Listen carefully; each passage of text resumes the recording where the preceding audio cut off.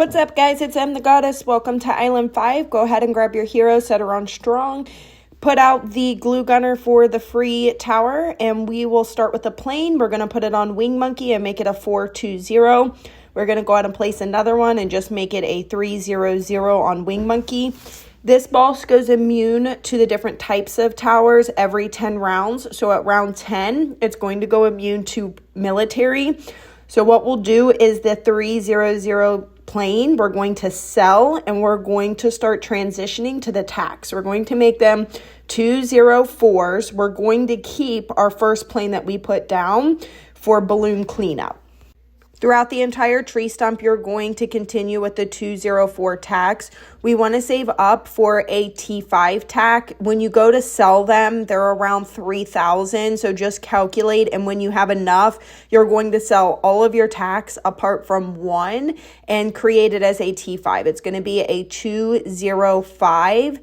And that's going to do a lot of damage. Remember, this is going to be a very easy strategy. You're going to be able to create a tack paragon. You're going to be able to create a sub paragon. It's going to get you 130. There's probably going to be a ton of other strategies out there that's going to get far higher than this. But if you're looking for a lazy strategy to where you can get 2 paragons, this is going to be your strategy. After you get the T5 tack, all you're going to do is let this speed forward and upgrade your plane when you can to a T5. So you can just let it go forward, upgrade to a 5-2-0 plane, and then it's going to end up going immune to primary. So when it goes immune to primary, what we're going to do is that tack in the middle is no longer going to be effective. So we're going to want to turn around and sell it, and then go ahead and start with our other defenses. So once it goes immune to the primary at round 40 now, turn around and sell that tack and create a T5 sniper and make it a 5-0-2.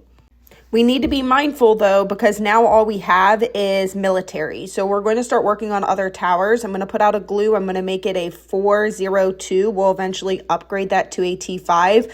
But first, we want to do a bomb. It's going to be a 2-5-0 marked on strong. Make sure you mark it on strong and use the ability every time it refreshes.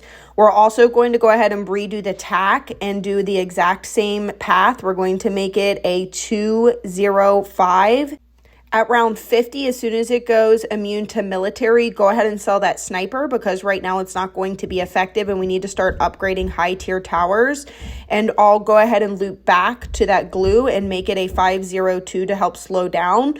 We are going to want to start back on our military, and the MAD is a great option for this particular boss. Put it on the tree stump. That way it has full vision of the entire map. You can speed it forward. We're going to make it a 2-5-0 and then use the ability every time it refreshes. So you can sell the tack. That way we can upgrade the MAD as quickly as possible. And since the boss is pushing past that tack, we don't really need that anymore. Then I'm going to add the next glue. It's going to be a 0-5-2. Make sure you use the ability. It's going to help slow down for the balloon cleanup and the boss. So it's a great tower to leave out. I'm going to go ahead and put out T5s of the magic for the wizards. So I'm going to do the bottom path. I'm also going to do the top path. Right now, what we're going to be saving up for is going to be a tack paragon. But first, we want to create high tier towers and then eventually start slowly working towards our tack paragon, because right now it's immune to support and then it goes immune to primary next. So we don't want to create the tack paragon yet, because if you do, in 4 rounds, it's going to go immune to primary, and then the tack paragon is no longer going to be effective. So as you're placing these towers out and you're preparing for your paragons, be mindful of what it's going to go to immune next. And so what we want to do is we want to keep putting out high tier towers, and then at round 90, when it goes immune to military, will be a good opportunity for us to go ahead and create that tack paragon. That way it has several more rounds to go through before it goes back to immune to primary again. But as we're waiting for it to go unimmune to primary, you're going to see where I'm going to start putting out each one of the tacks and doing T5s. And the one that's going to be the Paragon, you can place it a little bit ahead. I place mine more towards the Wizard. So then that way when we turn around and sell, the Paragon's a little bit ahead of it. Remember with the tack Paragon, it cannot detect camo. So you're going to have the black mobs, you're going to have DDTs, you're going to have all of the things for camo detection. So if you turn around and sell everything and you only have the tack Paragon, you're going to have all of the camo leak. So you want to make sure that you have some form of camo detection to help with that, or you're going to have the boss push forward. As soon as it's immune to primary, and right now it's immune to military, you can turn around and sell your towers. You need 200,000 to create the TAC Paragon. You're going to see where I'm going to leave the bottom path wizard out. That way it can help with the camo detection. And I also left my glue gunners out. Make sure that you use the ability every time it refreshes for the Paragon. And if you want, you can contribute extra money, but remember, you need to leave towers out for camo detection or the boss is just going to push forward. We're going to rebuild and start preparing for the sub Paragon, but the sub Paragon is twice as much as the TAC Paragon. So we can't just start automatically putting out the subs and preparing for it. We need to start putting out additional defense, one, for more camo detection, especially with all the mobs coming down. So you're going to see me put several high tier towers, the bottom path plane. I went ahead and put the top path sniper. I'm going to replace the MAD and place out several other towers. I won't go through each one. You can see which ones I'm placing. And we want to basically rebuild our income and prevent the boss from pushing forward while we're saving up. Because when we sell the TAC Paragon, it's going to be around 200,000. So we still need around 200,000 before we can create the sub Paragon. I will also put a float towards the back end of the map, and that's where I'm going to put all the subs at to where we can create it. And then after it goes immune to military again, what you can do is start preparing again for the TAC Paragon towards the back end.